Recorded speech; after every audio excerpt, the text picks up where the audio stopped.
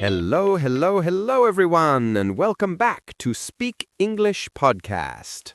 I'm Adam. And I'm Sarah. It's absolutely fantastic to be here with you all again, ready to talk about something truly life-changing. It is, Sarah. You know, so many people dream of speaking English fluently. They think it's a huge mountain to climb, something that requires hours and hours of difficult study every single day. But what if I told you that small, consistent changes in your daily routine can lead to incredible breakthroughs in your English? Imagine opening doors to new opportunities, understanding the world better, and even traveling with more confidence, all by integrating English into your life in simple, fun ways. It's not just about learning a language, it's about transforming your life. That's right, Adam. We're here to tell you that learning English doesn't have to be a chore or a struggle. It can be an exciting journey filled with small victories every day. And these small victories add up to something big. And before we dive deeper into these amazing tips, if you like what you hear today and you want to truly change your English journey, please remember to subscribe to Speak English Podcast. Give us a big thumbs up on this episode and share it with anyone you know who dreams of speaking English. Your support helps us reach more people and bring more life-changing content to you. So, Sarah, let's start by talking about why English is so important, not just for learning, but for life itself. Why should our listeners be motivated to make these small changes? That's a great question, Adam. English is more than just a language. It's a global connector. Think about it. English is spoken in so many countries. When you learn English, you can talk to people from all over the world. Imagine making new friends from different cultures, understanding their stories, and sharing your own.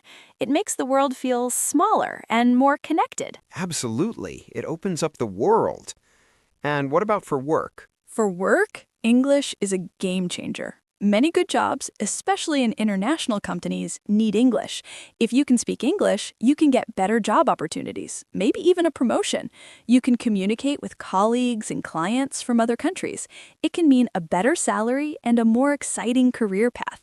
It gives you an edge, a real advantage in the job market. That's a huge benefit. And what about when people travel? Oh, for travel, English is a superpower. Imagine traveling to almost any country and being able to ask for directions, order food, talk to people at the hotel, or just understand signs. It makes your trips so much easier, safer, and more enjoyable. You don't feel lost or confused. You feel confident and independent. You can explore more deeply and truly connect with the places you visit. Yes. No more pointing at menus or using complicated translation apps. And what about access to information and entertainment? That's enormous. A huge amount of information on the internet is in English. Think about books, articles, videos, podcasts like ours, even academic papers. If you can understand English, you have access to so much more knowledge and different points of view.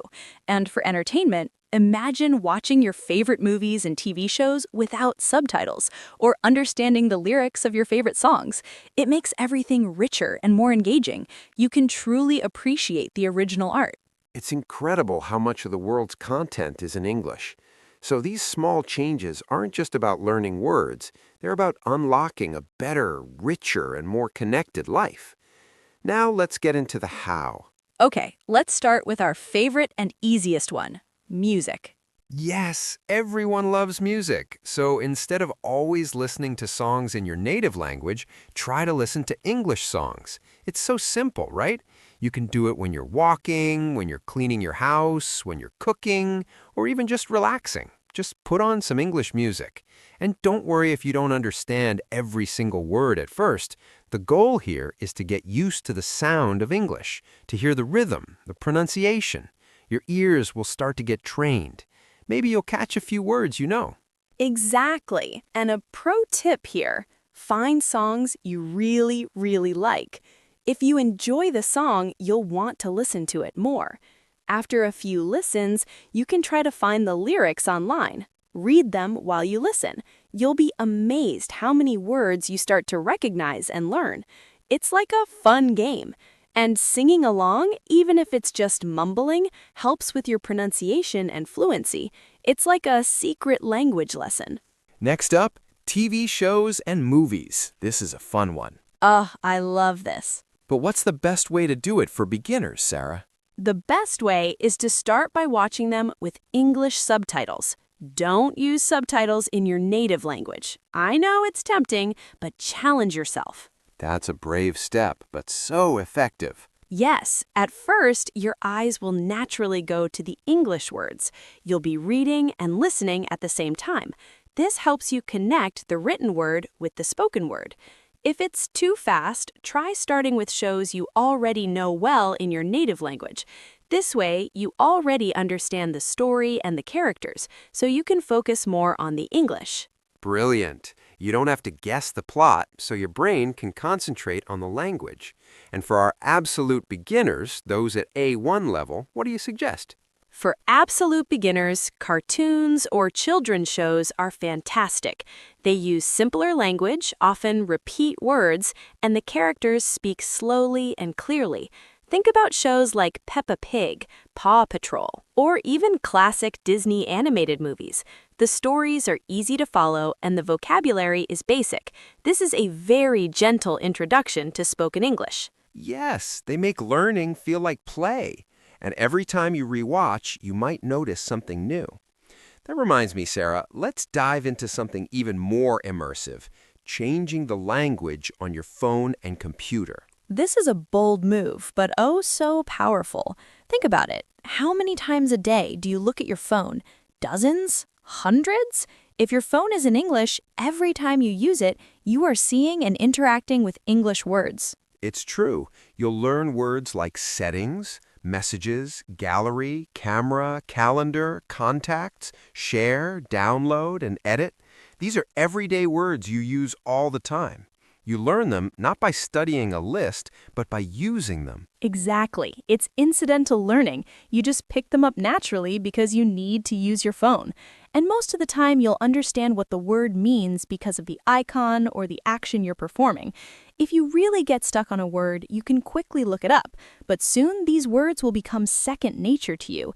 It builds confidence because you're using English in a practical, real-world way. I love that. It makes English feel like a tool, not just a subject in a book. And extending this idea, what about things around the house? Yes, our labeling tip. This is so simple and effective for building core vocabulary.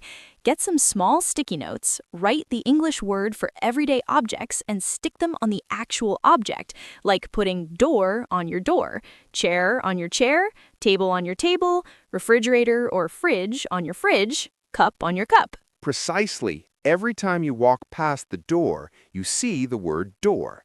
Every time you sit on the chair, you see chair. And the best part, say the word aloud when you see it. Oh, there's my bed. I'm turning on the light.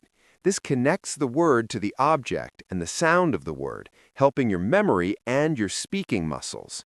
It transforms your home into a personal English immersion environment. It's like having flashcards everywhere you look, but even better because they're on the real objects. Sarah, this next one often makes people laugh, but it's incredibly powerful for building fluency.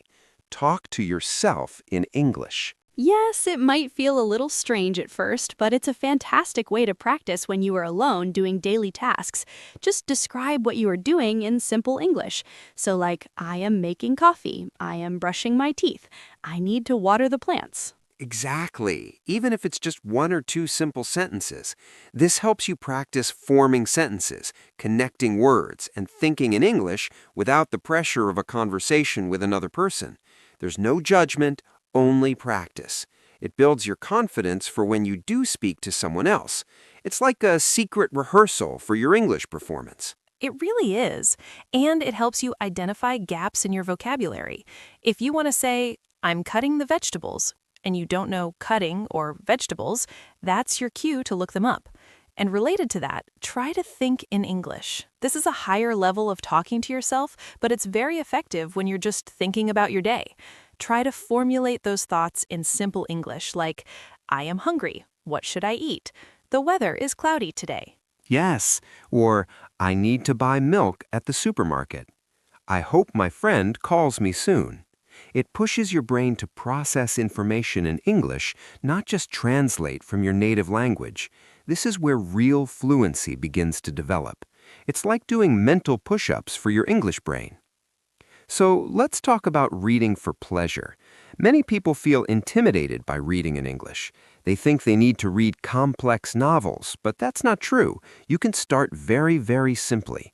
What do you recommend, Sarah? I recommend children's books, seriously.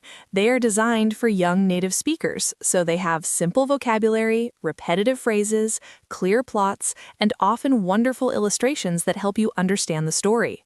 Books like The Very Hungry Caterpillar or Green Eggs and Ham are fantastic starting points. That's a brilliant idea, and they're fun. You can find them easily online or in libraries. Another great option is easy English news websites. There are many online resources that rewrite daily news articles using simpler vocabulary and sentence structures for English learners. This way, you stay updated on current events and practice your English at the same time.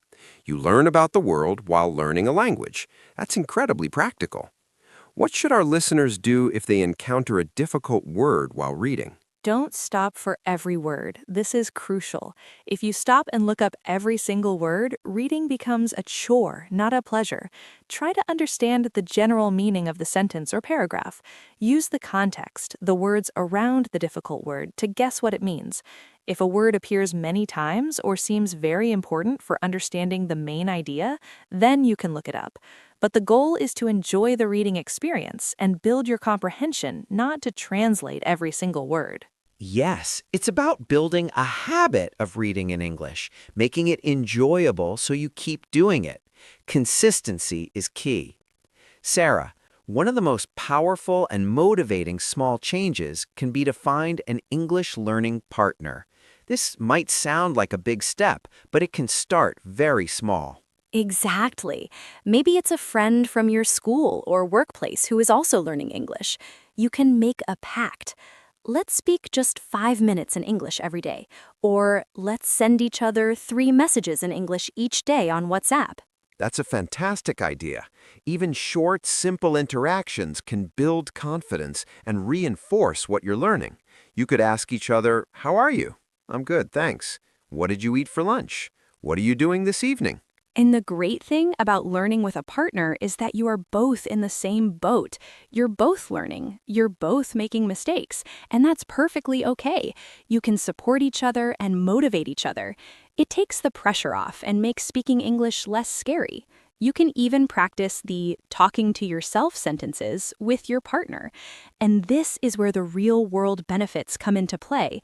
When you start connecting with others in English, even just a little bit, you see the direct impact of your learning. You're communicating, you're building relationships. It's incredibly motivating.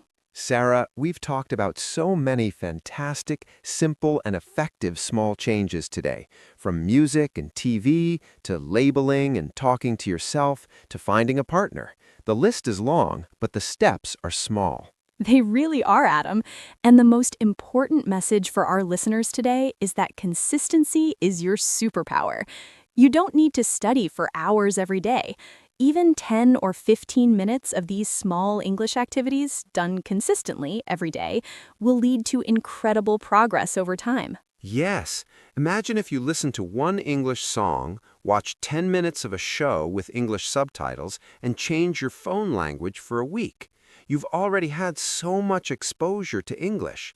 It's like planting a tiny seed every day. Eventually, it grows into a strong, beautiful tree.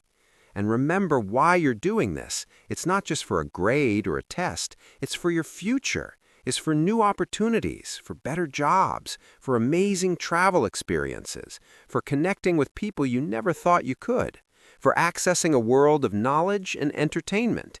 Learning English is an investment in yourself, an investment in a richer, more fulfilling life. That's so true, Adam.